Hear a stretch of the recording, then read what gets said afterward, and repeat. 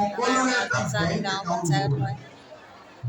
জেগা নাই কাৰণে এয়া গছৰ তলতে আছোঁ আৰু দেই ৰ'দ যথেষ্ট দিছে বহুত হৈছে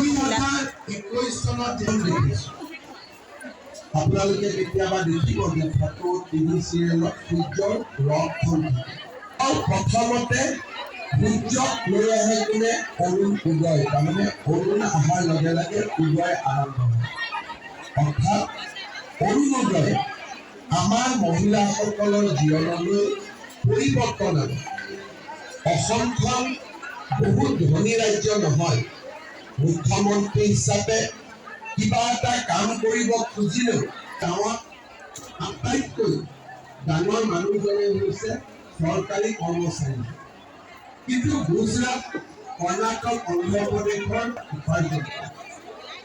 আমি এনেকুৱা এখন ৰাজ্যত আছো যিখন ৰাজ্যত মধ্যবিত্ত অৰ্থাৎ চাকৰিয়ালসকলে এই ৰাজ্যত আমি কৰ কাটলো লগাব নোৱাৰো